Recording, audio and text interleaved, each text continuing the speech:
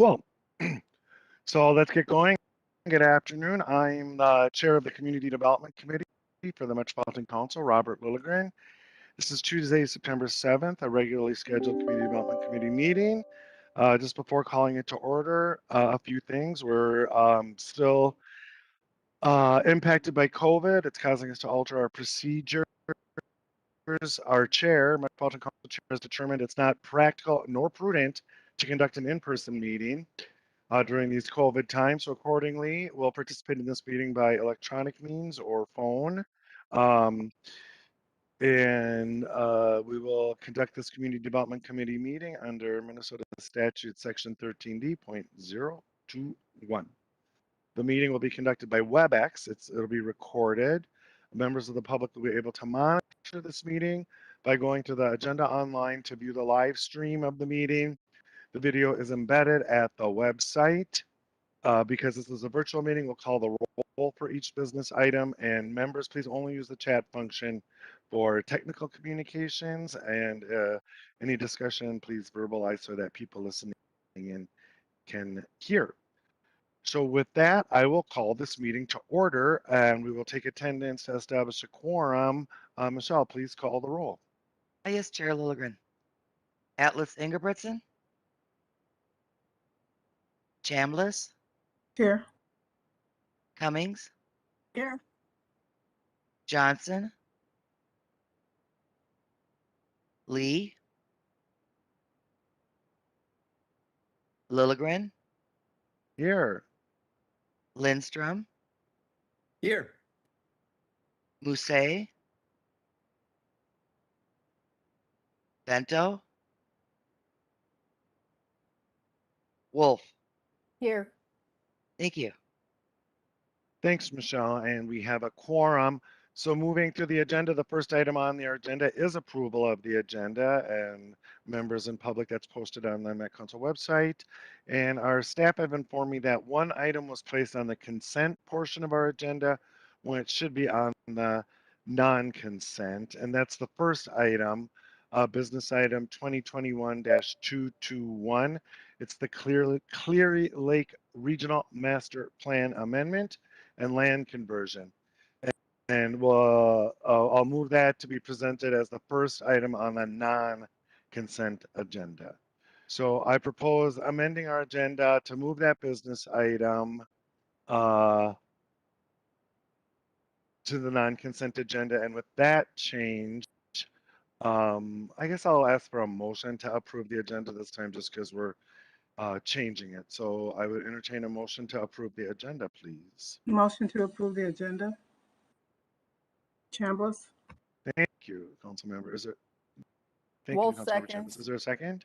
Thank you, council members. Any discussion?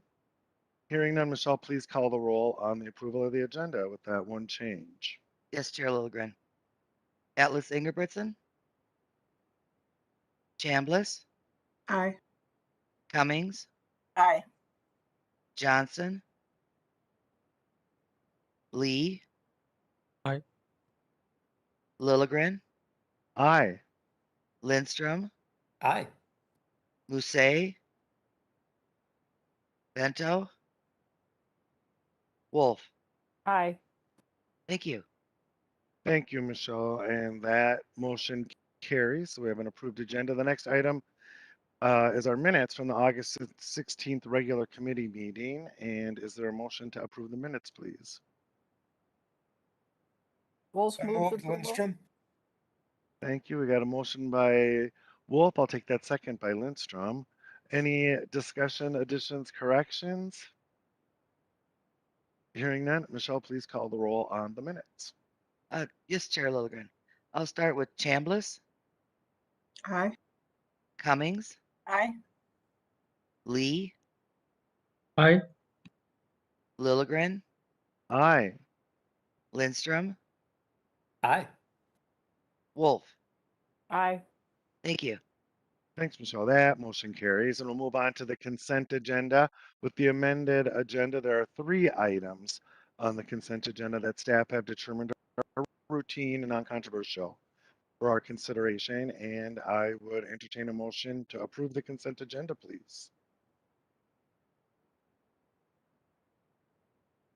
Cummings moves approval.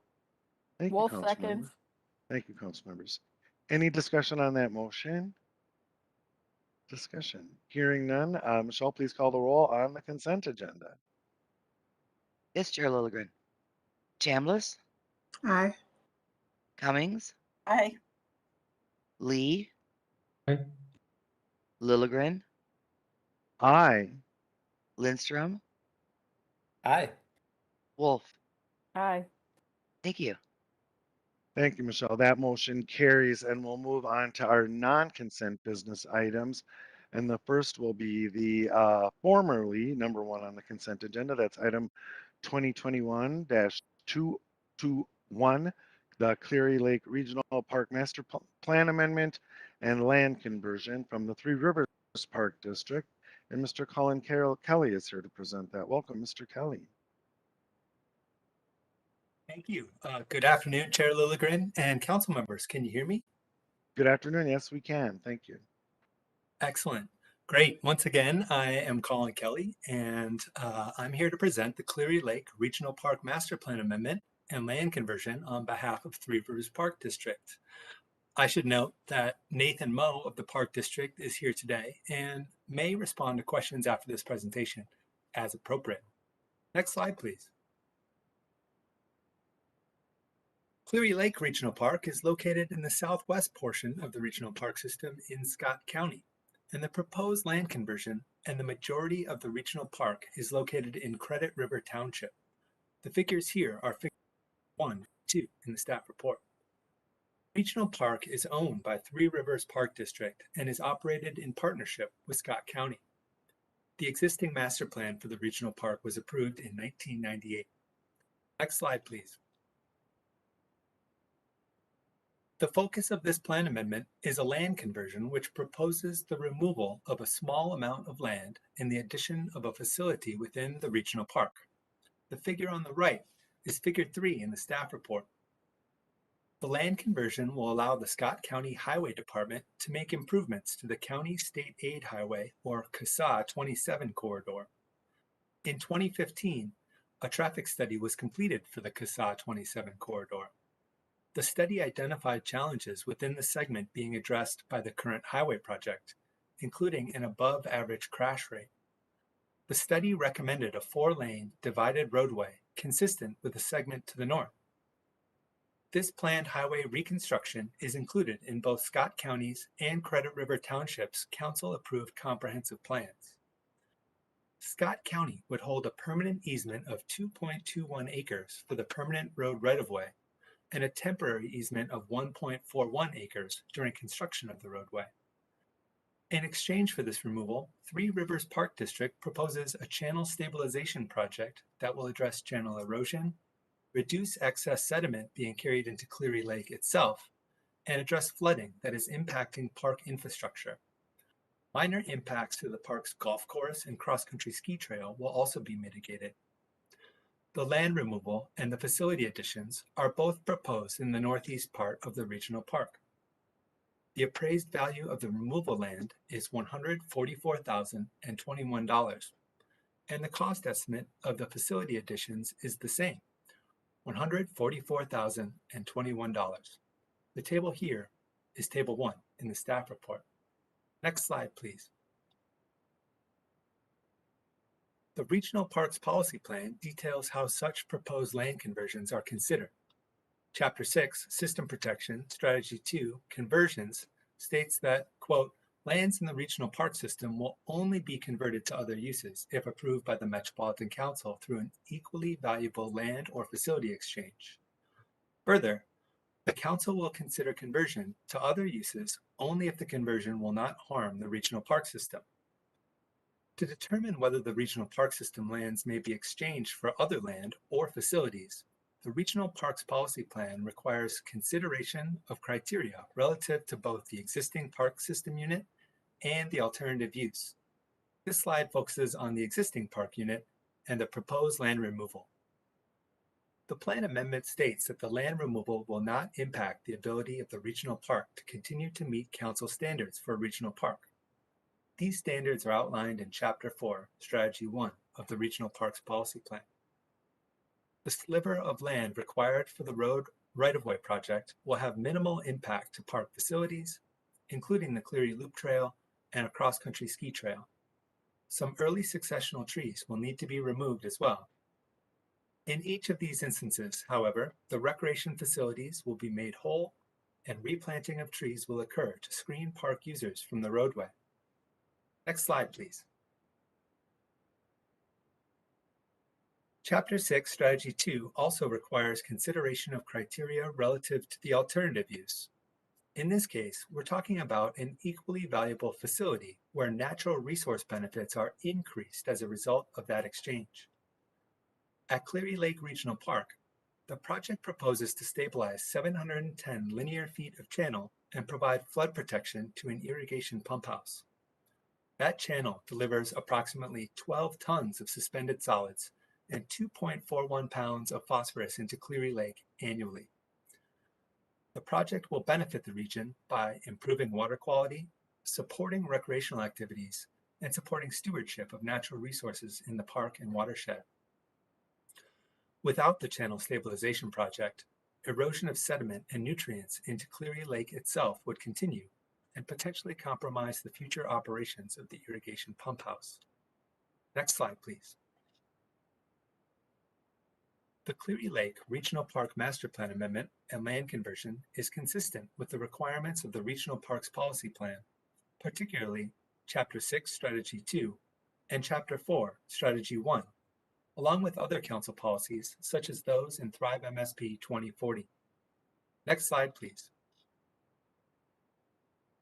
The proposed action before you then is that the Metropolitan Council approve the Cleary Lake Regional Park Master Plan Amendment and land conversion, and approve the permanent release of the restrictive covenant on 2.21 acres of land and the temporary release of the restrictive covenant on 1.41 acres of land within Cleary Lake Regional Park, a total of 3.62 acres, in exchange for a channel stabilization project within Cleary Lake Regional Park. I should note that the Metropolitan Parks and Open Space Commission voted 6-3 to approve the proposed actions at its meeting last Thursday. And with that, I will stand for any comments or questions you may have and remind you that Three Rivers Park District staff is on hand as well. Thank you. Yeah, thank you, Mr. Kelly, and thanks to our guests from Three Rivers Park District for being here. And committee members, it was because of the somewhat split vote in front of MPOS that this was shifted from the consent agenda onto the non-consent agenda.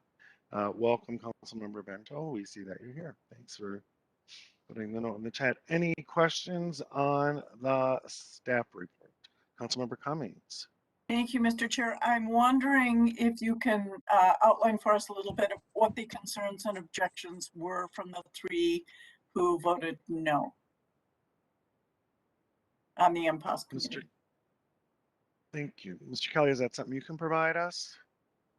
I could certainly give it a start, Chair Lilligren and Councilmember Cummings. Of course, some of the summary of comments was detailed in our commission report.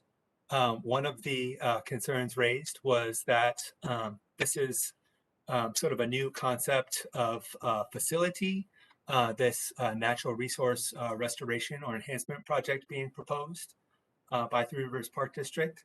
And so it's that was, I think, part of the concern one of the commissioners raised. Another of the concerns raised was around the potential input of roadway inputs, if you will. Chlorides, for example, that might be used on roadways to de-ice or make travel safer in the winter, for example, and the proximity of the expanded roadway and the regional park. And a third concern that was raised was around any removal of regional parkland from the system being something seen as a negative by one of our commissioners.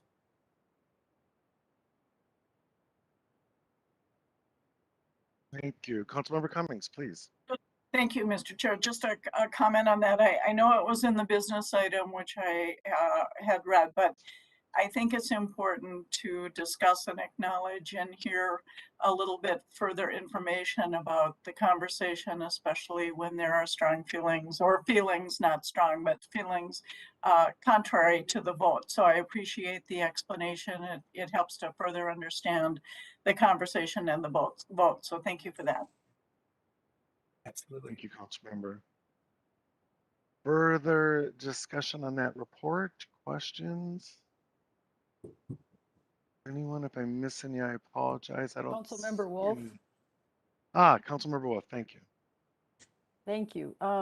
So as you know, I used to be the representative to MPOSC, and we have had where you exchanged land for facilities in the past. It was I can't remember where it was at, but I think it was in Washington County that we had a agreement that they were going to come up with some land because they didn't have any, and that hung over their heads for quite some time, and then they ended up doing a facilities exchange instead. So it's not the first time that we've traded land for a facility. It's just eliminating the uncertainty in the meantime of what that would go for. And we've certainly taken land out of the edges of regional parks for other highway projects and changed for other land. And I've been at Cleary Lake, walked my dog around the lake. The area that they're going to be acquiring is certainly nothing pristine. It's right next to a road. And the road project actually includes better access, trail access for people to get to the park. So the road project is also a win in terms of getting people into the park easier. So I support this, and I hope that my colleagues will as well. Thank you, Councilmember Wolf, for that history and the insight on the action. I also will note that Councilmember Johnson has arrived, and she apologizes for being late, a work meeting. Thanks for putting the note in the chat. Any further discussion on this report? Further discussion? Seeing none, Mr. Kelly proposes that the Metropolitan Council approve the Cleary Lake Regional Park Master Plan Amendment and land conversion, and also approve the permanent release of the restrictive covenant of 2.21 acres of land and the temporary release of the restrictive covenant on 1.41 acres of land within the Cleary Lake Regional Park for a total of 3.62 acres. Is there a motion to approve, please? Mr. Chair, Wolf would move approval. Thank you, council member. Is there a second? Coming second. Seconds. Thank you. I got a couple there. I think there was Cummings and Vento. Thanks, council members. Any discussion on the motion? Discussion. Hearing none, Michelle, please call the roll on the motion. Yes, Chair Lilligren. Chambliss, Aye. Cummings, Aye. Johnson, Aye. Lee, Aye. Lilligren, Aye. Lindstrom, Aye. Vento, Aye. Wolf. Aye. Thank you. That motion carries. And again, my thanks to our friends from the Three Rivers Park District for their work on this and for being here tonight. We will move on the business non-consent business agenda now to item 2021-225. It's the City of Ham Lake 2040 Comprehensive Plan. And Mr. Wycheck is here to present. Welcome, Mr. Wycheck. Hello, Chair Lilligren and committee members. Thanks for having me. Hopefully you can hear me okay. Yes, we can. Great, thank you. As the chair mentioned, my name is Eric Wycheck. I'm the sector representative for District 9 in Anoka County within the local planning assistance work unit in the community development division.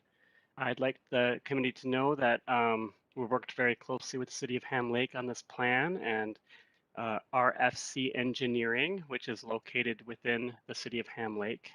They were responsible for a lot of the edits and drafting of the plan, so thank you to RFC Engineering. I have before you today the City of Ham Lake's 2040 Comprehensive Plan. Next slide, please. This map reflects Figure 1 of the staff report and identifies the location of regional system components within the City of Ham Lake. You'll see Highway 65, which is the only principal arterial that runs north to south through the city.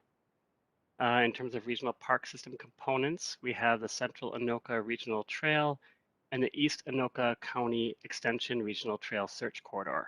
There are no state or federal recreation lands within the city, and the city is unsewered, so there are no Metropolitan Council Environmental Services assets within the city. Next slide, please. Figure 2 from the staff report identifies the city as rural residential. Community designation within Thrive MSP 2040. Ham Lake is located in the central portion of Anoka County. It is surrounded by the communities of Oak Grove, East Bethel, Linwood Township, Columbus, Lino Lakes, Blaine, Coon Rapids, and Anover. Next slide, please. Table 1 in the staff report shows that between 2020 and 2040, the council forecasts that the city will grow by 2,500 people, representing 1,300 households, and there will be an increase of 530 jobs within the city in the same time frame. The city did ask for a forecast change, reducing the population forecast slightly. You can see that here in this table. The City of Ham Lake also asked for an adjustment upward of the employment forecast, and the city or the Metropolitan Council agreed to these changes. Next slide, please. This map reflects the existing land use for the City of Ham Lake.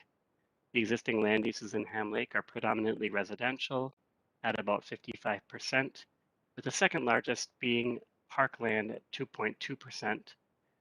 Most of the existing commercial and office industrial uses are located along the Highway 65 corridor, and approximately 1.1% of the city is institutional land use. Next slide, please. This map shows the future land use for the City of Ham Lake. Rural residential communities are expected to discourage future development of rural residential patterns, and while opportunities exist, plan for rural development and densities that are not greater than 1 unit per 10 acres. The guiding land use for the majority of the city carries forward the single-family residential land use guiding and policy direction from the 2030 Comprehensive Plan. This guiding represents approximately 63% of the city, where an average lot size of 2.5 acres is expected to provide sufficient space for on-site sewer or on-site sewer and water facilities. This guiding land use also accommodates agricultural land uses. The plan is consistent with Thrive for land use and residential density policies for a rural residential community because it does guide residential land at an average of 2.5 acres per unit, representing no change from that 2030 plan. Given land available for residential development, the overall residential density within the city is 1 unit per 2.98 acres, which is consistent with the rural residential community designation. The plan does include a new land use called multiple use option, which allows for a district-wide mix of residential and commercial development. This land use is primarily located adjacent to Lexington Avenue or the Highway 65 corridor, and also near Bunker Lake Boulevard and Radisson Road intersection. Next slide, please. Council staff find that the proposed plan conforms to regional system plans, is consistent with council policies with the proposed forecast changes, and is compatible with the plans of adjacent and affected jurisdictions. Next slide, please. Staff recommend the following proposed actions. Number 1, to authorize the City of Ham Lake to place its 2040 comprehensive plan into effect. Number 2, revise the city's population forecast downward and the employment forecast upward as shown in Table 1 of the attached review record. And number 3, advise the city to revise the plan to include the residential density as described in supplemental materials for multiple use option land use category prior to the final plan adoption. And B, provide to the council the date the Coon Creek Watershed District approves the final local water management plan and the date the city adopts the final local water management plan.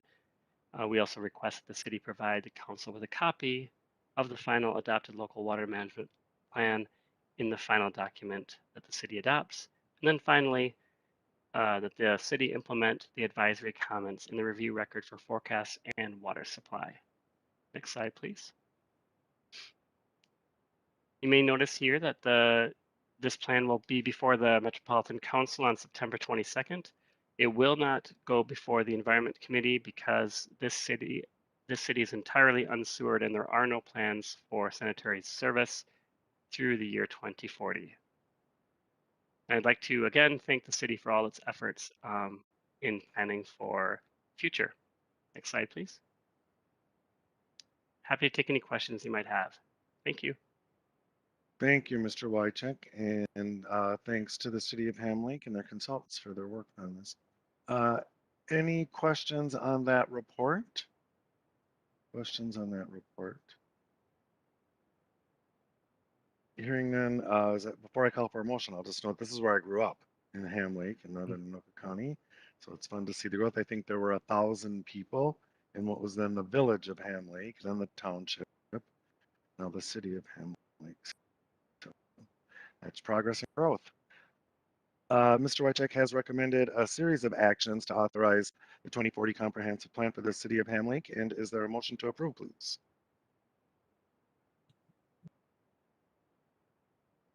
Wolf moves Is there a approval. motion? Thanks, council member. Is there a second? Vento seconds. Thank you, Councilmember Bento. Any discussion on the motion? Discussion. Hearing none, Michelle, please call the roll. Yes, Chair Lilligren. Chambliss, Aye. Cummings, Aye. Johnson, Aye. Lee, Aye. Lilligren, Aye. Lindstrom, Aye. Bento, Aye. Wolf. Aye. Thank you. Thanks, Michelle. That motion is adopted, and we'll move on to our next non-consent business item, back to parks. It's item 2021-229. It's the Minnehaha Parkway Regional Trail Master Plan. That comes to us from the Minneapolis Park and Recreation Board. And Colin Kelly is here again to present. Mr. Kelly, welcome. Thank you, Chair Lilligren. Can you hear me okay? Yes, we can. Excellent. Hello once again to all. It's good to be here. As was stated, I am Colin Kelly, Planning Analyst, and I'm now here to present the Minnehaha Parkway Regional Trail Master Plan on behalf of Minneapolis Park and Recreation Board, or MPRB for short. Next slide, please. Minnehaha Parkway is located near the center of the regional park system in Hennepin County and the city of Minneapolis. These are figures 1 and 2 in the staff report. Minnehaha Parkway is part of the Grand Round Scenic Byway and directly connects Minneapolis Chain of Lakes Regional Park to Nokomis Hiawatha and Minnehaha Regional Parks. Next slide, please. For planning purposes, the regional trail was broken down into 4 segments based on geography and the distinctive qualities of each section, with segment 1 to the west and segment 4 to the east. This is figure 3 in the staff report. I'll be going through each of these segments in just a few minutes. Next slide, please. The overall engagement goal for the project was to be as collaborative as possible with as many stakeholder groups as possible. The planning process included many different ways of gathering community input, including open houses, community events, web surveys, and creek tours with youth. Some of the specific feedback included separate trails for bikes and pedestrians, concern around invasive species along the creek, and improved path lighting throughout the trail corridor. A Community Advisory Committee, or CAC, made up of 19 community members provided guidance and support for the plan as well. CAC members were intended to represent a mix of viewpoints that includes residents, park users, stakeholder groups, and others.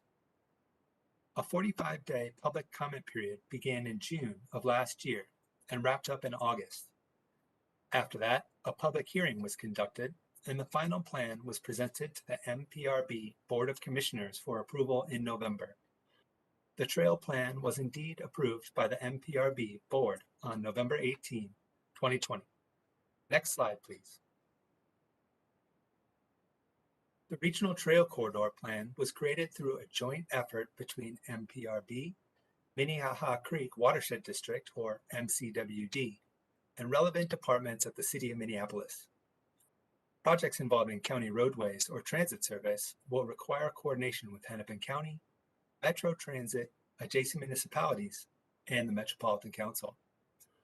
In order to be most efficient and effective within the Regional Trail Corridor and Parkway, MPRB, MCWD, and the City of Minneapolis established a Memorandum of Understanding, or MOU, in 2017. The MOU outlines how the agencies will work together to enhance the ecological and recreational opportunities of the creek corridor, reduce flooding, achieve regional pollutant load reductions, and other goals. Next slide, please. Through the Mapping Prejudice Project, we know that areas surrounding Minnehaha Creek had some of the highest levels of racial covenants when compared to other parts of the city. Contrasting diversity in other areas of the city, like in the Powderhorn and Phillips neighborhoods, reflect how these covenants have influenced generations of potential inequities over time. Just outside of the 2-mile service area, the plan noted there are more residents who report disabilities, and that those individuals tend to rely more on public transportation and non-motorized modes for transportation and recreation. Of the primary stakeholder groups identified, youth in other parts of the city and non-motorized trail users could be categorized as underserved. The main method for engaging with these youths was through creek tours. In general, the youths expressed frustration that there weren't many amenities that were relatable to them in the Regional Trail Corridor. The non-motorized trail user group quickly identified a number of high conflict intersections in the planning process, which influenced the plan's recommendations. Overall, the Regional Trail Plan is the result of a robust public participation process that occurred at a variety of scales over the course of more than 2 years. The most prominent results of equitable engagement focus on accessibility and race and ethnicity. One key feature is the system of accessible canoe and kayak launches at 3 locations in the corridor. In addition, some of the new recreation facilities proposed specifically address youth frustration with a lack of relatable amenities. We'll talk more about those recreation facilities and more as we go through each trail segment over the next few minutes. Regardless of what MPRB is proposing, ongoing implementation of the plan will require continued engagement, and MPRB intends to reach beyond the trail corridor when engaging around detailed design projects. Next slide, please. Segment 1 is the westernmost section of the Regional Trail Corridor and is not bounded by the Parkway. It is unique in that it lacks paved trails for the majority of its length. The figure on the right is figure 4 in the staff report. Segment 1 includes 2 focus areas, Penn, Newton, Morgan in the center of the segment, and Lyndhurst on the eastern end. The plan for segment 1 is to improve wayfinding, promote access, and increase use of this segment. Entry points will be defined by signage, wayfinding kiosks, and trailhead amenities. New creek access points and a waterside picnic area are proposed as well. The trail plan also proposes daylighting and re-meandering the tributary from Lake Harriet in the Lyndhurst focus area. And, importantly, at Lyndhurst Park, a boundary change is proposed. The land to be added is wholly owned by MPRB. Local amenities within Lyndhurst Park would continue to be classified as local and excluded from the regional park system funding and visitor counts. Next slide, please. Segment 2 runs from Lyndhurst Park to 35W and is fully bounded by Minnehaha Parkway roads. It also includes one focus area, the Nicollet Hollow, or simply the Nicollet Focus Area, near the eastern end of the segment.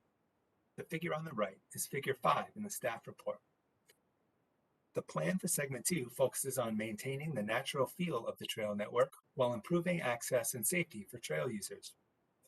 MPRB calls for rerouting many of the trails in order to accommodate stormwater best management practices, or BMPs, and adding flood storage by remeandering portions of the creek.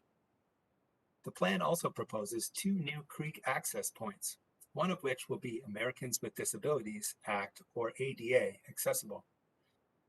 ADA accessible paved trails are proposed throughout the Nicollet Focus Area as well. Further, the reconstruction of the Nicollet Avenue underpass presents a unique opportunity to integrate play as part of the bridge. A bouldering course fits the theme of nature-based active recreation and would offer a no-cost introduction to climbing. In addition to comfort amenities and gathering space, MPRB is also considering swings, creative lighting, and public art to make the underpass more welcoming and to enhance the recreation potential of the area. Next slide, please. Segment 3 runs from 35W to Cedar Avenue and is predominantly bounded by Parkway roads. This segment also has one focus area known as Portland and the Parkway, which includes the Bunny, an iconic piece of public art pictured here. The figure on the right is figure 6 in the staff report. To promote safety, MPRB recommends intersection improvements at many locations. Specific interventions will be determined in the detailed design phase. A one-block segment of MPRB-owned frontage road is proposed to be removed west of Cedar Avenue. According to the plan, this road is used as a cut-through for vehicles, but is otherwise functionally redundant from a traffic standpoint. Removal of this excess impervious surface to make way for a stormwater BMP will provide water quality and flood benefits. Additions to the trail network include a new bridge near 10th Avenue, a bike tunnel beneath Cedar Avenue, and a new course of single-track bike trails between 12th and 16th Avenues. 4 new pickleball courts will replace the existing tennis courts in the Bloomington Activity Node, in between Bloomington and 16th Avenues, just north of East 50th Street. Back toward the western end of this segment, ADA accessible paved trails are proposed throughout the Portland and the Parkway focus area, as well as a revitalized area at the Bunny. Next slide, please. Segment 4 runs from the border of Nokomis-Hiawatha Regional Park at 28th Avenue to 39th Avenue South. In this segment, trails and parkway roads are largely separated. There are no focus areas in segment 4. The figure on the right is figure 7 in the staff report. For cyclists, protected bikeways will be installed on Minnehaha Parkway to directly connect Nokomis-Hiawatha and Minnehaha Regional Parks. From a water access perspective, the final takeout before Minnehaha Falls is proposed to be converted to an ADA accessible water access with available on-street parking, a new curb ramp, and an accessible path. Segment 4 currently has several underutilized tennis courts that are in poor condition. In order to diversify recreation offerings, the westernmost court is proposed to be removed and converted to an open pollinator play lawn. The courts at 32nd Avenue are slated to be repaired, and the courts at 34th Avenue are proposed to be converted to a bike skills park. The plan also proposes the addition of a natural surface story walk, which will connect Nokomis-Hiawatha Regional Park to Longfellow Gardens. The proposed story walk will provide a place where traditional foods and medicines and other native plants can ground visitors in a facet of Dakota culture that is rooted in the land. It will also be a space for Indigenous artists to create and showcase artwork. Next slide, please. The total estimated cost to implement the Regional Trail Corridor Plan over a 30-year period is $108,385,853.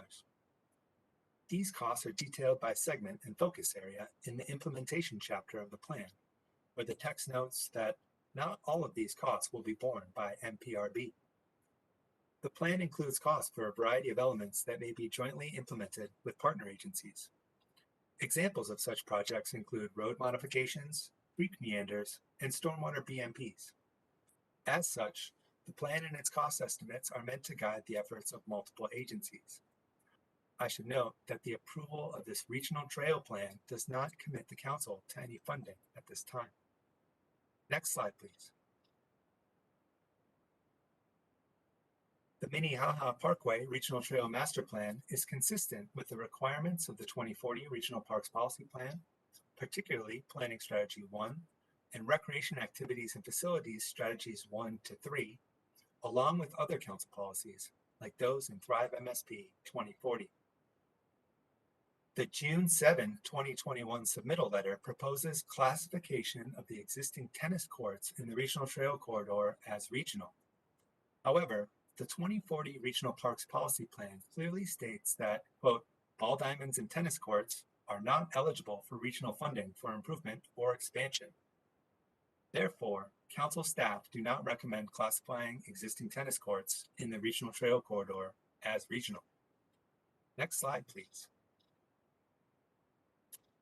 The proposed action before you then is that the Metropolitan Council approve Minneapolis Park and Recreation Board's Minnehaha Parkway Regional Trail Master Plan, including the addition of 2 parcels detailed in the staff report and the supplemental information provided in the submittal letter dated June 7, 2021, with the exception of classifying existing tennis courts as regional, and require Minneapolis Park and Recreation Board, prior to initiating any new development of the Regional Trail Corridor, to send preliminary plans to the Metropolitan Council's Environmental Services Interceptor Engineering Assistant Manager.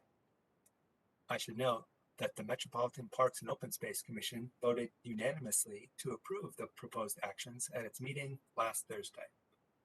And with that, I will stand for any comments or questions you may have. Thanks. Thank you, Mr. Kelly, for the report and for your work on this, and to your entire team. And any questions on that report?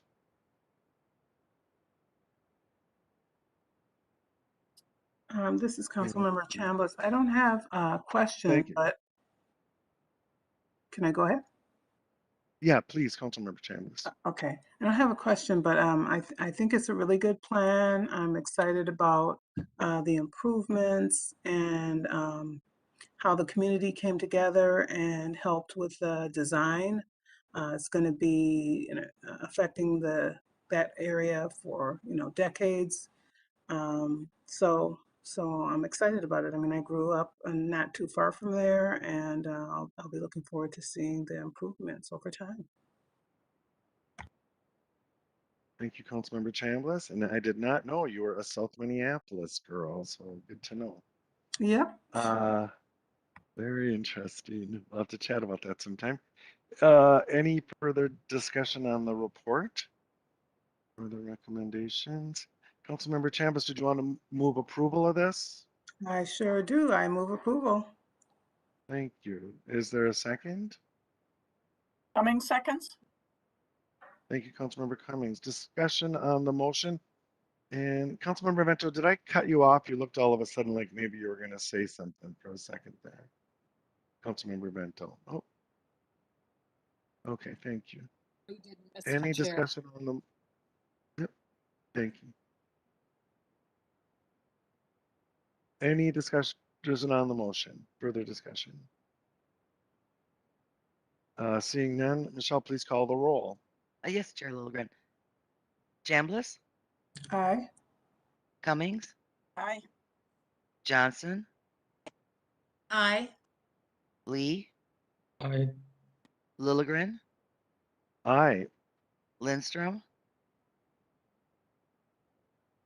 Aye. Bento, Aye. Wolf. Aye. Thank you. Thanks, Michelle. That motion is adopted, and we will move on to our next business item, which is item 2021-234. It's the Livable Communities Demonstration Account Pre-Development Round 2 Funding Recommendations, and they'll be presented by Hannah Gary. Ms. Gary, thanks for being here. Thank you, Chair and committee members. Can everyone hear me okay? Yes, we can. Great. So I'm Hannah Gary. I'm a senior planner with the Livable Communities Act, and I'm here to present the 2021 Livable Communities Demonstration Account Pre-Development Grant Funding Recommendations. And I'd like to note that there are representatives of the project teams here today, and they may respond to questions. Next slide, please. The Livable Communities Demonstration Account funds projects that create more housing choice, support living wage job creation, and connects jobs, housing, and regional amenities in an efficient and effective way. Next slide, please. The fund distribution plan, which was adopted in February of 2021, allocated $1 million to the LCDA pre-development program. $500,000 of that is available to distribute in each of the 2 rounds of funding. Next slide. 6 pre-development applications came in for the second round of pre-development funding. Applications were reviewed by a team of council staff, and all applications are scored on how well the project outcomes meet LCA goals, how well the requested activities will help the project achieve their outcomes, the project process, which includes community engagement, and the makeup and capacity of the project team. And applications must score a minimum of 30 points out of 45 to be eligible for funding. Next slide. The funding recommendation before you today is to award 6 Livable Communities Demonstration Account pre-development grants totaling $420,750. Next slide, please. So this table shows the scores of the projects being recommended for funding. And as you can see, each of the submitted projects scored above the 30-point minimum in order to be recommended for funding. Because there is available funding, staff are recommending fully funding each project at the amount requested. Any remaining funds will be allocated for future programming. Next slide. I'll now give a brief overview of each of the projects being recommended for funding today. This project in Minneapolis is redeveloping a business that was damaged during the 2020 uprising following George Floyd's murder. The business owner, Flora Westbrooks, has been operating in the community for the last 35 years. The redevelopment plan includes renovating the existing business and adding office space and housing. The final uses for the building will be determined through the requested activities, which are feasibility modeling for 2 to 3 different development scenarios, community engagement, soil testing to determine potential land uses, and site plan development. Staff are recommending fully funding the request of $75,000. Next slide, please. This project, which is also located on the West Broadway commercial corridor, would bring density and connectivity to 4 parcels at the intersection of West Broadway and 26th Avenue. The project team is looking to diversify land uses by adding mixed income housing, expanding commercial space, including business incubation opportunities, and incorporating a public plaza to improve connectivity within and around the site. The pre-development award will support soil testing to determine potential land uses, developing site plans, feasibility studies for several development alternatives, community engagement, and passive building concept planning to improve the environmental sustainability of the project. Staff is recommending fully funding the project at $75,000. Next slide, please. In Brooklyn Park, a local business owner is interested in expanding his commercial building to incorporate 5 EDA-owned parcels bordering the site. In addition to expanding the commercial space, the project team is interested in adding housing to the site. The site is well connected to transit opportunities and is in a walkable area, making the housing and future commercial uses more accessible. The project team is developing a concept plan to present to the Brooklyn Park EDA. The pre-development award will support community engagement, site plan development, a performa and market study, passive building design, and soil testing to determine feasible land uses. Staff are recommending awarding the full request of $75,000. Next slide. This project was submitted in round 1 of pre-development funding, but did not score high enough to meet the minimum requirement to be eligible for funding. The project team has submitted a new application that is now being recommended for funding. The proposed project would add housing and employment opportunities to the Hardman Triangle area of South St. Paul. The project team is requesting funding to determine potential development plans for the site. Pre-development funding would support soil testing to determine potential land uses, community engagement, and developing site plans. The project received more points towards their community engagement plans. The team has expanded engagement activities and will be including more opportunities for residents and others to be involved in the process. Staff are recommending fully funding the request of $45,000. Next slide, please. This project is combining 59 parcels into a 13.8 acre site. The project team envisions including family supportive housing, multifamily affordable housing, as well as neighborhood retail like a grocery store, light industrial, and office space. With a large site, the project team would like to incorporate green space for community events, recreation areas, and/or community agriculture. Due to soil conditions, development on the site has been a challenge. The project team will be exploring more options for development by better understanding soil conditions. Pre-development funds would support soil testing to determine feasible land uses, development of a stormwater management plan, and passive building design. Staff are recommending fully funding the request of $75,750. Next slide, please. So finally, we're going back to Brooklyn Park. The villa's townhomes are currently owned by 4 different owners. The majority owner is interested in acquiring all of the townhomes to rehabilitate them and expand development onto a nearby vacant lot. The goal of the pre-development work is to determine potential development options for the site. The pre-development award would support site plan development, creating an operating pro forma, passive building design, and soil testing. Staff is recommending fully funding the request of $75,000. Next slide, please. So once again, the funding recommendation before you today is to award 6 Livable Communities Demonstration Account pre-development grants totaling $420,750. Next slide, please. Thank you for your time, and I'm happy to take any questions. Thank you, Ms. Hannah, for your presentation and your work. Questions on that report? Councilmember Lee. Thanks, Hannah. I had a question for the second Broadway site, 2415 to 2017. What is it meant by public space to enhance connectivity? And if that is something that is a trend or is popping up with other projects, or I was just curious what exactly that meant. Thank you, Chair, Councilmember Lee. Ms. Green.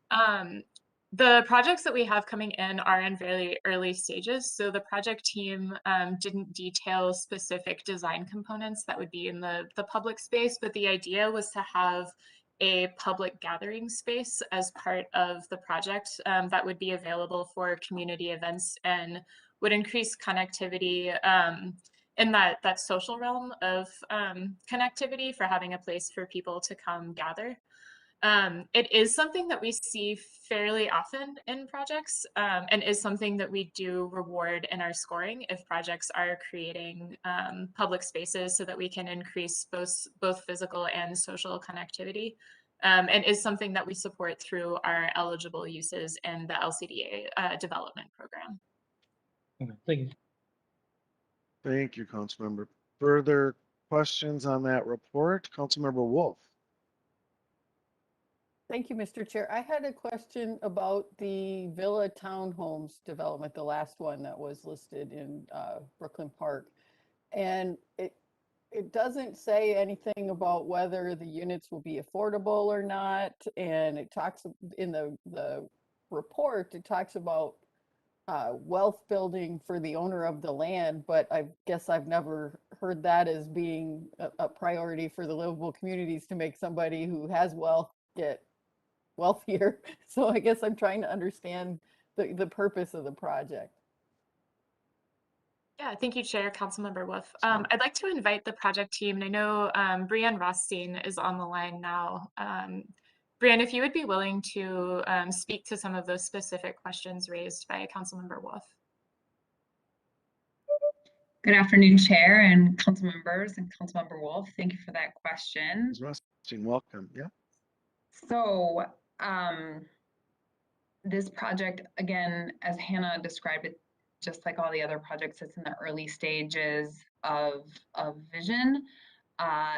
It's a really interesting property, actually. There are 6 townhomes that are aging and in need of rehab on the property, but there's also large vacant land, and historically it's been owned by 6 different owners. And so that the developer we would be working with is an aspiring developer, and he is in the process of acquiring the remaining 3. He owned 3 of the 6, and he's in the process of acquiring the remaining 3, which will facilitate a much easier ability for him to rehab the 6 units and then add somewhere, we think, between 6 and 12 more townhomes.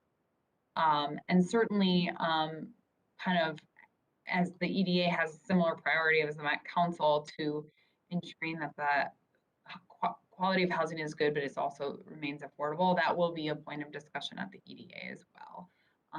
While I don't have a commitment here today, it's definitely a high priority that we have in exploring how we can do missing middle housing. And that's a huge need that we do have. So I imagine that will continue to be of the utmost importance as the EDA considers contributions as well.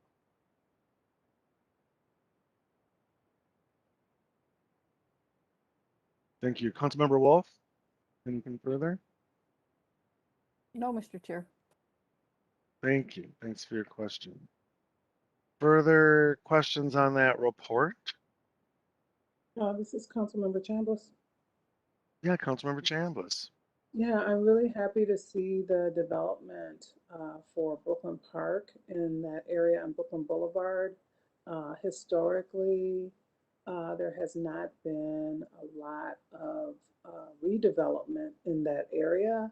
Many of the property owners had their properties, paid for, and there were very low vacancy rates. So not a whole lot of incentive for redevelopment too. So to see someone come forward and develop that area is very positive for the community. Thank you, Councilmember. Further questions or discussion on the report? Further questions or discussion? Hearing none, is there a motion to approve the staff recommendation awarding Livable Communities Demonstration Account free development round 2 to the 6 projects? To approve by Chambliss. Thank you, Councilmember. Is there a second? Johnson seconds. Thank you, Councilmember Johnson. In further discussion on the motion? No, I just want to note, Councilmember Wolf, thanks for raising that question. I had noticed that in the staff report as well. It isn't something that you usually see. And it's just, I would just note that it's rare for a developer at this sort of size and stage to be able to access these kinds of public resources. And so I'm glad we're doing this. As some folks know, in an earlier life, I was a very small scale developer doing projects more around this size and scale. And it was very challenging. I guess I should actually say impossible to access public resources to do that kind of work. So I'm glad we're doing this. Seeing no further discussion, Michelle, please call the roll on the motion. Yes, Chair Lilligren. Chambliss, Aye. Cummings, Aye. Johnson, Aye. Lee, Aye. Lilligren, Aye. Lindstrom, Aye. Bento, Aye. Wolf. Aye. Thank you. Thank you, Michelle. That motion carries. We'll move on to our next business item, which is 2021-235. It's the Livable Communities Demonstration Account Transit-Oriented Development Pre-Development Round 2 Funding Recommendations. And Mr. Stephen Klimick is here to present. Welcome, Mr. Klimick. Thank you, Mr. Chair. Committee members, can everyone hear me clearly? Yes, we can. Great, thank you again. Good afternoon, Mr. Chair, committee members. My name is Stephen Klimek. I'm a senior planner with the Livable Communities Act, here to present the Round 2 2021 Livable Communities Demonstration Account Transit-Oriented Development, or LCDA TOD, pre-development grant funding recommendations. And note that there are representatives from each grant applicant in our call with us today. Next slide, please. The Livable Communities Demonstration Account funds projects that create more housing choice, support living wage job creation, and connect jobs, housing, and regional amenities in an effective and efficient way. Within that program, the LCDA TOD grants promote moderate to high density development projects that are located within walking distance of a major transit stop and typically include a mix of uses such as housing, jobs, restaurants, shops, and entertainment. Next slide, please. The fund distribution plan adopted in February of 2021 allocated $1 million to the LCDA TOD pre-development program. $500,000 is available to distribute in each of the 2 rounds of funding. Next slide. 4 LCDA TOD pre-development applications were received in round 2 of the pre-development program. Applications were reviewed by a team of council staff. Applications were scored on 4 categories: how well project outcomes meet LCA goals, how well the requested activities will help the project achieve its outcomes, the project process, and the makeup and capacity of the project team. Applicants must score a minimum of 30 points out of the 45 to be eligible for funding. Next slide, please. And the scoring process has yielded a staff recommendation that the Metropolitan Council award 4 Livable Communities Demonstration Account Transit-Oriented Development Redevelopment grants for $356,500. Next slide, please. And given that recommendation, this table is a summary of the recommended projects. All 4 of the submitted projects receive scores above the minimum point threshold of 30 points to be eligible for funding, and projects scored between 36 and 43 points. Again, there's $500,000 available for round 2, and after the recommended award of $356,500, there is $143,500 remaining. And this remaining funding will be allocated to the LCDA TOD development program later this year. And with that, I'm going to now share a brief overview of each project. Next slide, please. The City of Bloomington application is for the 98th Street Station project. The requested and recommended award is $150,000. This project was submitted in the first round of pre-development, but did not meet the minimum score, and city staff incorporated feedback into a new application in round 2. The 98th Street Station project seeks to transform multiple parcels currently land banked for a highway interchange. Redevelopment of the site may be able to support high-density mixed-use development that expands housing choice and provides job opportunities. And the grant uses are for a project study on alternate highway interchange concepts on the site and the resulting development potential. And the funding recommendation is toward the full request amount of $150,000. Next slide, please. The City of Minneapolis application is for the Phoenix project. The requested and recommended award is $75,000. The Phoenix is a commercial redevelopment of a site which was destroyed in the civil unrest of 2020. The project will preserve 10 existing jobs and create 40 to 50 new jobs in a business incubator environment, which has a goal of drawing entrepreneurs from and offering jobs to the surrounding community. Grant uses include feasibility studies for the business incubator space and community engagement. The funding recommendation is toward the full request amount of $75,000. Next slide. One of 2 City of St. Paul applications is for 892 East 7th Street. The requested and recommended award is $75,000. 892 East 7th Street will be a mixed-use and sustainable development project with 100 units of affordable housing designed for grand families. It will also include ground floor retail and entrepreneurial business incubator space with health and wellness-oriented services available to the entire community.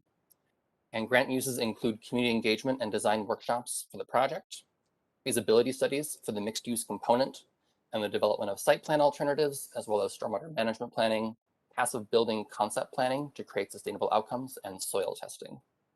The funding recommendation is to award the full request amount of $75,000. Next slide, please. And the second City of St. Paul application is for the 652 Sherburne Avenue West project. The requested and recommended award is $56,500. 652 Sherburne is an affordable housing rehab project in a historically significant building.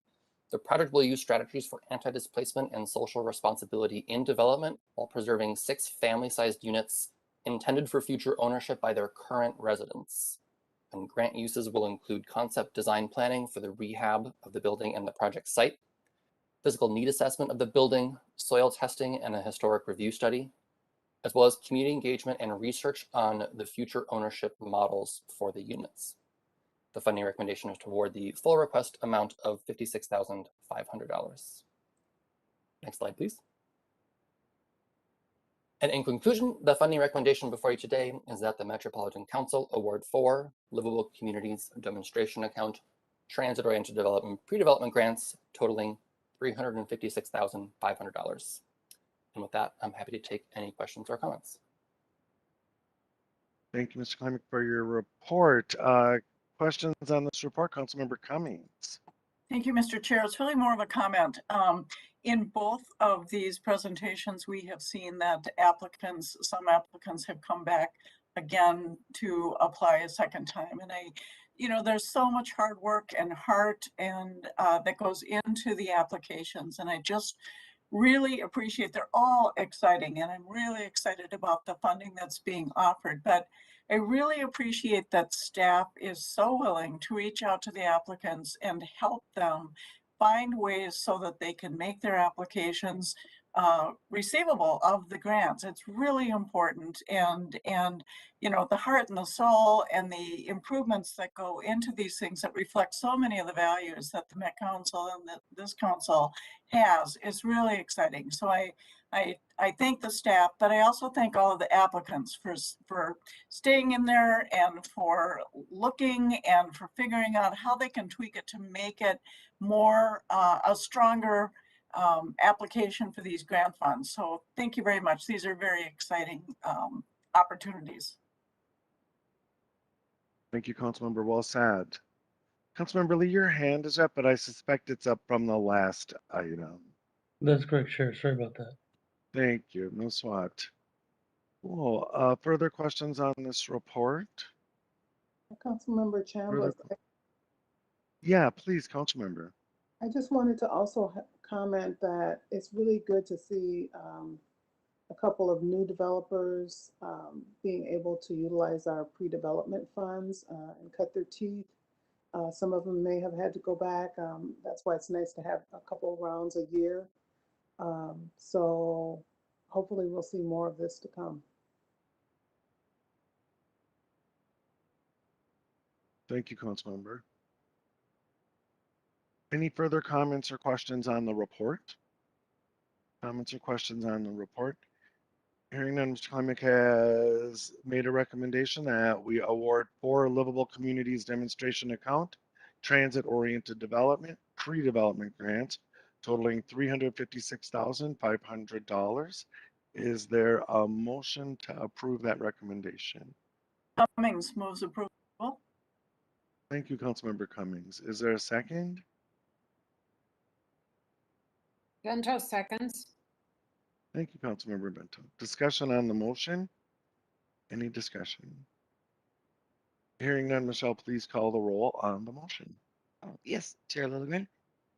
Chambliss, Aye. Cummings, Aye. Johnson, Aye. Lee, Aye. Lilligren, Aye. Lindstrom, Aye. Bento, Aye. Wolf. Aye. Thank you. Thanks, Michelle. That motion carries. And we will move on to, and I want to thank all the project team folks who were here tonight. I meant to do that on the last item too, so we appreciate your attendance and interest. Moving on to our final business item, our final item for this evening. It's item 2021-236.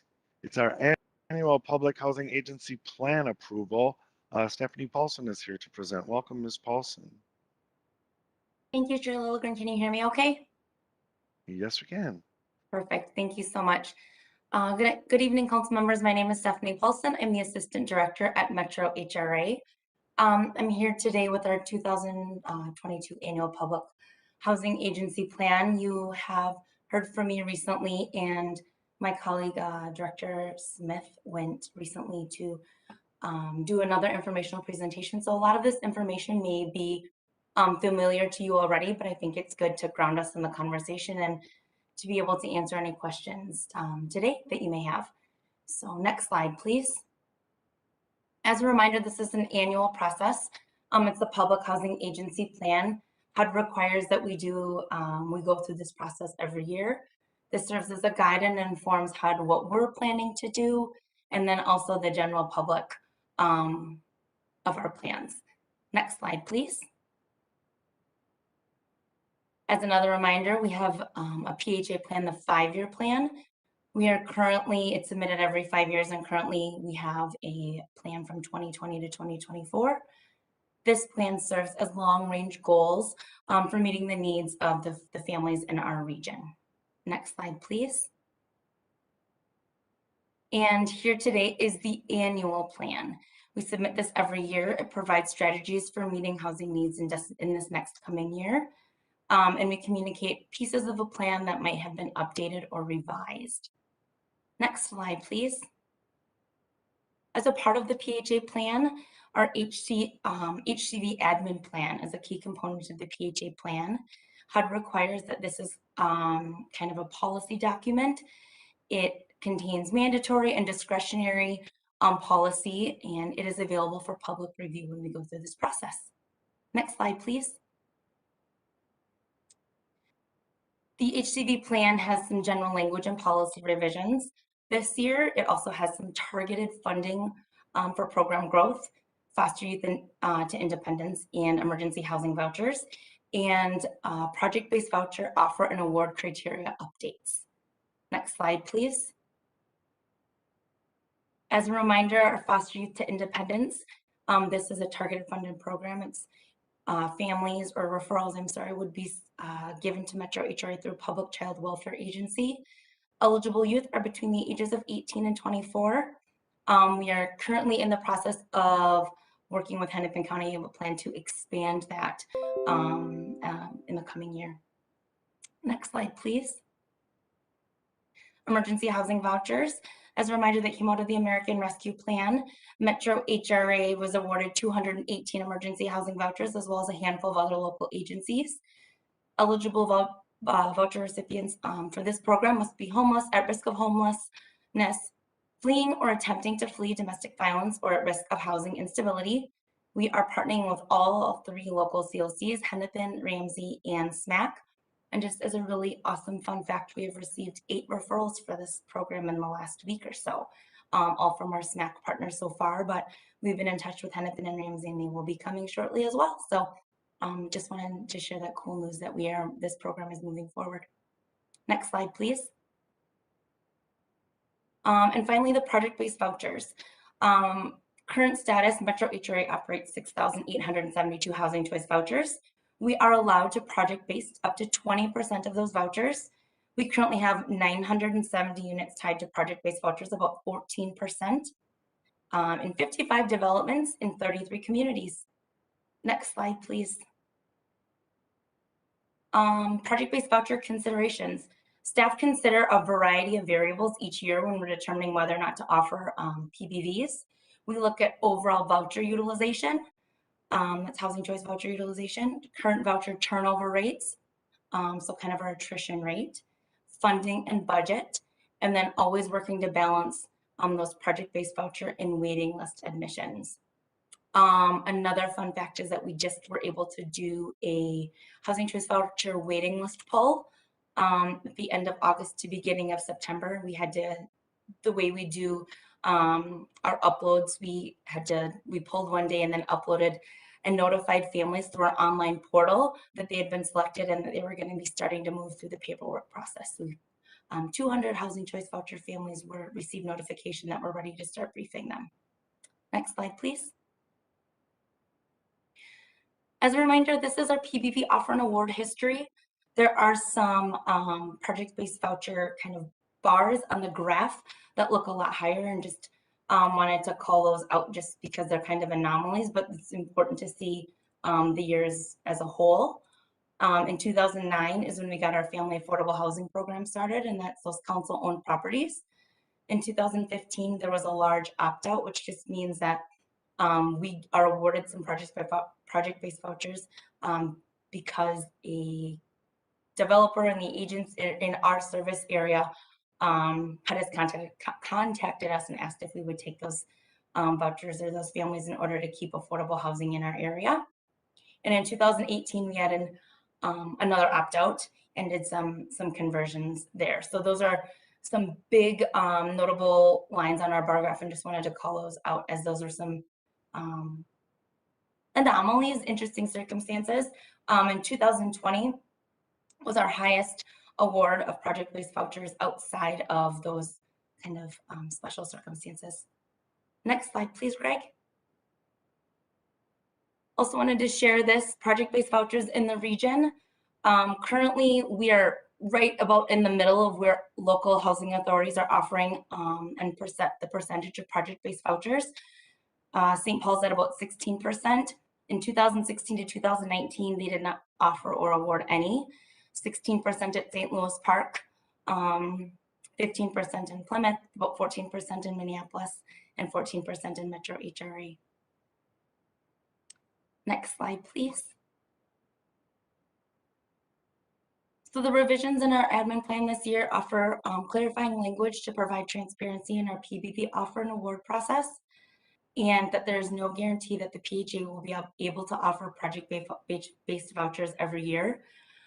We have learned this year that this is a really hot topic, and so you can expect to see me more frequently coming to you just with information items to let you know what's happening. It's my plan will be to come sometime in the beginning of 2022.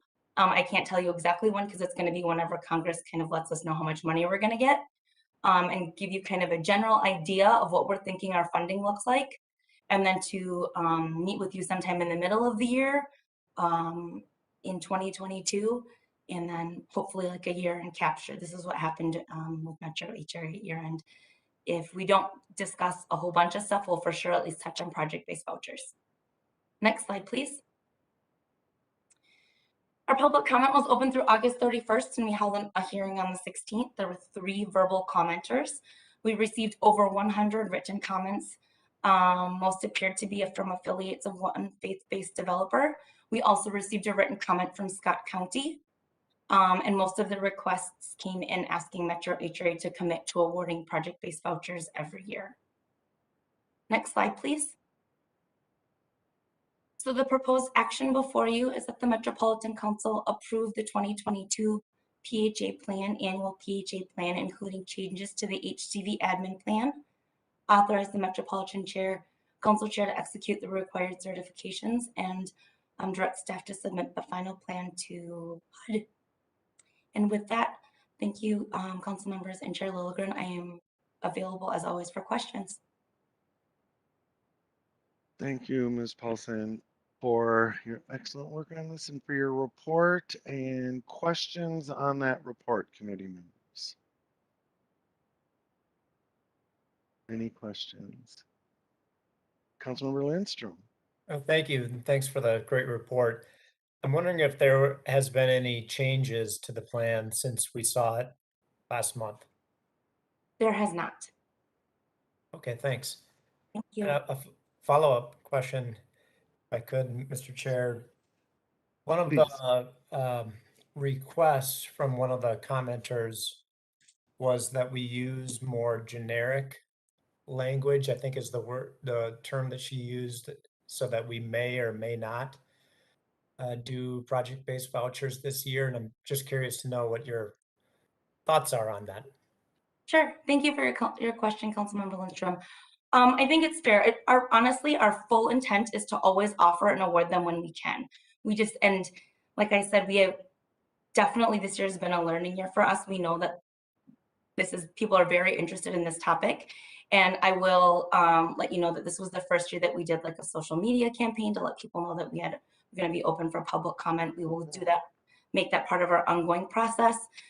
We will make sure that we're coming to you more often, just so everyone is fully aware that when we can or can't, because it's certainly not meant to be a secret. It's certainly not meant, we're not trying to make anything difficult or not offer an award project-based vouchers. And our hope is that the language says we may offer them, and it's kind of at the mercy of utilization and funding. But like I said, we'll be certain to come to see you more often, or at least you'll be stuck seeing me more often as I tell you about project-based vouchers a couple times a year at least. Thank you. Anything else, Councilmember Lindstrom? Just real quick, I apologize if I missed this in the staff report, but Scott County provided comments. Could you summarize those for us? Sure. No, thank you for your question again, Councilmember Lindstrom.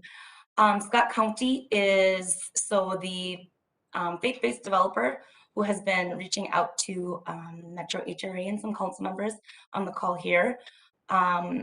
The project is located in Scott County.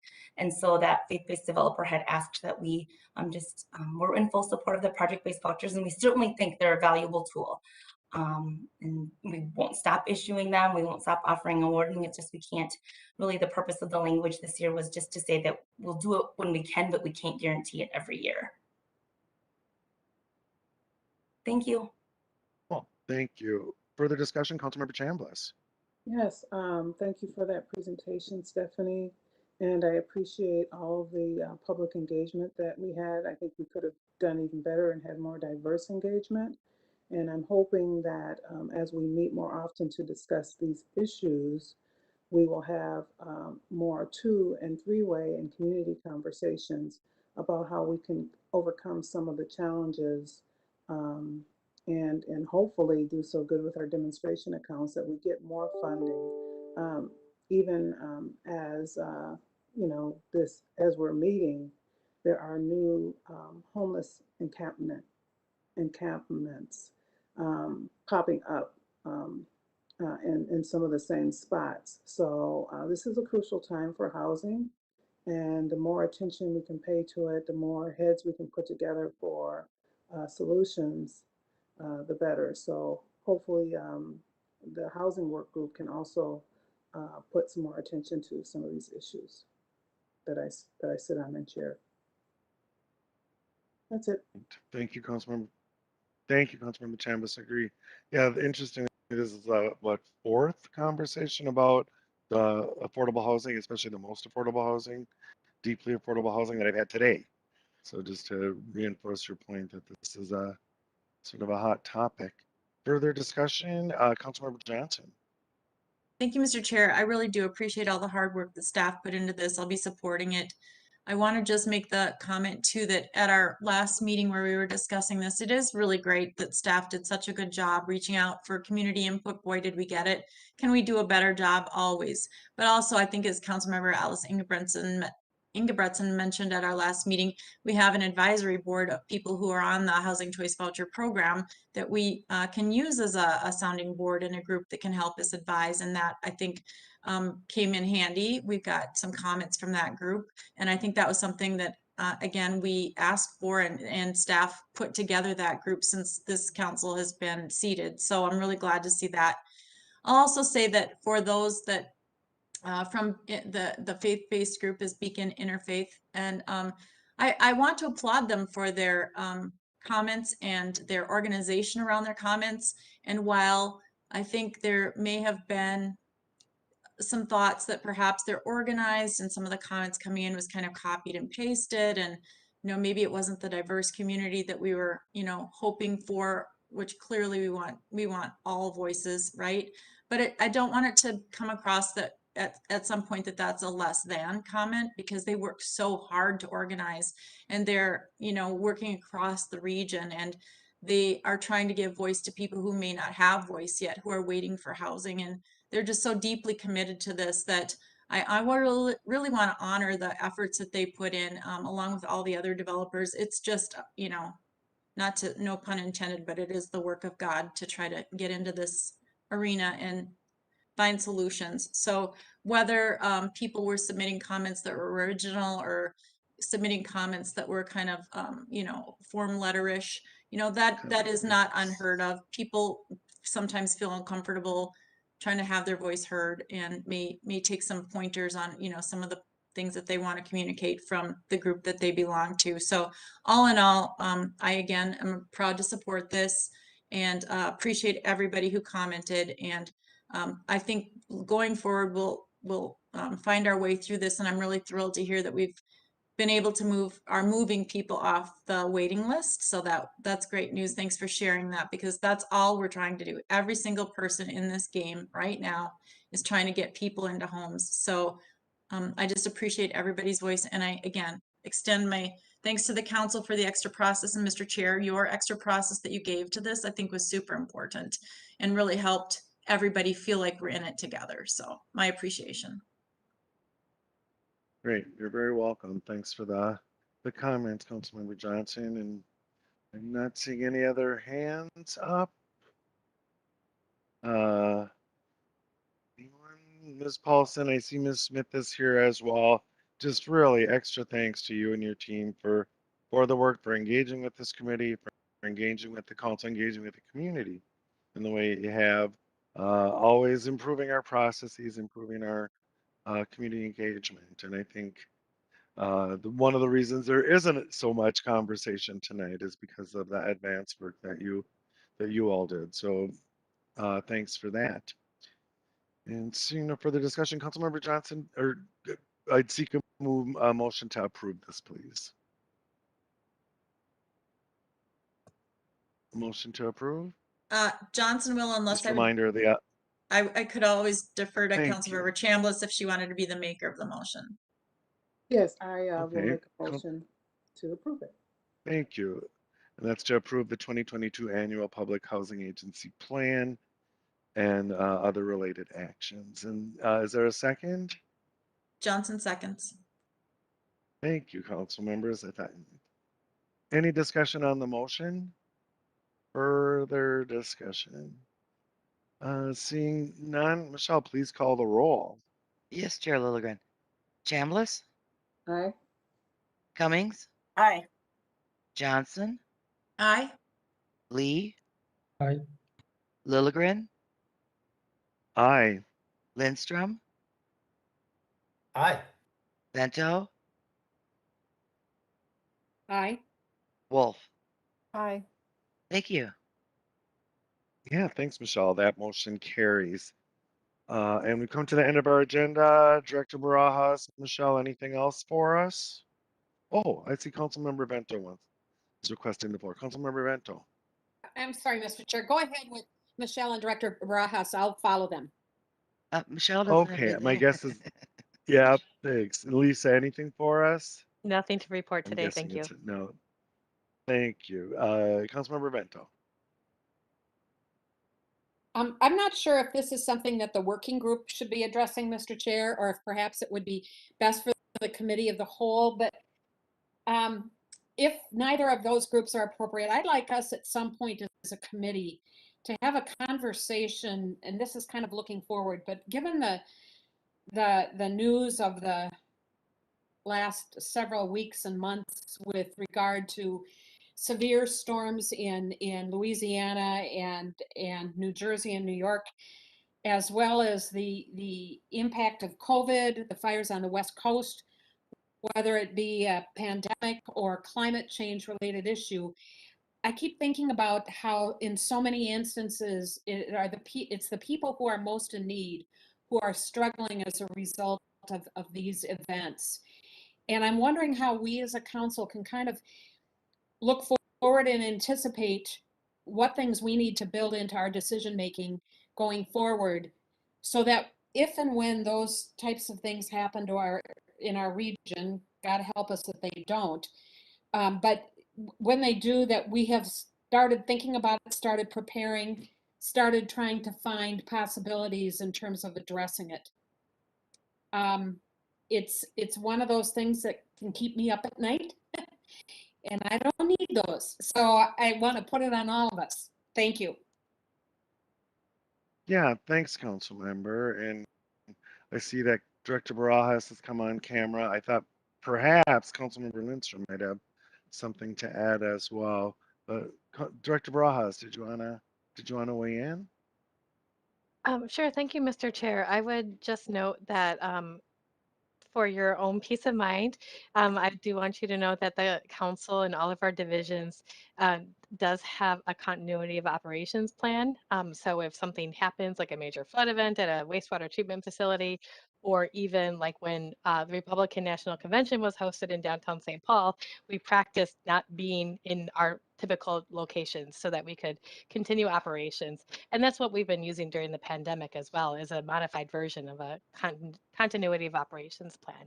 And I'm sure that Councilmember Lindstrom will go this way with climate action planning, but I won't steal his thunder. But that certainly is at the heart of that work, as well as being prepared for both chronic shocks, chronic stresses to our system, as well as shocks to the system, or big major events as well. Thanks. Councilmember Lindstrom, did you want to add? Just only that we're in the final stages of putting together our climate work group, which Councilmember Vento is on, and so or will be on. So I'm counting on you, Councilmember Vento, to bring this up again when we have those discussions in the near future. Councilmember Vento. Yep, Councilmember Thanks, Bento. Mr. Chair. Thank you, Director Barajas and Environment Committee Chair Lindstrom. I just want to add that I think the continuity of service is really important. I also think that the forward thinking of us, and maybe this goes back to the Livable Communities Act, but when, or even working with developers, what strategies can we employ that will help mitigate the impact on families that are living in these residences? What can we do? And I don't know what the answers are, and I'm not even sure there's the necessity of having the conversation now, but I wanted to raise it because the stories out of the South, the West, the East are so tragic. And at least in a couple of instances, you could almost see them coming. And I hate to say that because it sounds like I'm laying blame, and I'm not. It's just the lives we live in a country that has a lot for a few people and not enough for too many. So whatever we can do to kind of plug some of this in, whether it be the pandemic or climate change, to our thinking, into the formula, if you will. Thanks. Yeah, thanks, Councilmember Bento, for raising this, and thanks, Director Barajas, Councilmember Lindstrom, for the follow-up. I look forward to seeing the work of the Climate Action Plan group coming forward. And I will note, Councilmember Bento, that maybe 6-7 years ago, at least in my world, there was a really elevated awareness of the disparate impacts of climate change on different communities. And there was really deliberate efforts to engage our core city communities, our communities of color, our lower wealth communities, acknowledging that that climate change was going to impact those communities more. And that was not that long ago. And just to see with the acceleration of climate change and the kind of catastrophic events we're seeing, they're correct. Impacts are felt in a disparate way. So I'm glad that will be one of the lenses that we do our through which we do our climate action plan. Cool. Anything else? All right. Seeing no further business before this committee, we're adjourned. Good night, everyone. Enjoy this beautiful night. I hope you enjoy it as much as I am. Okay. Take care, everybody.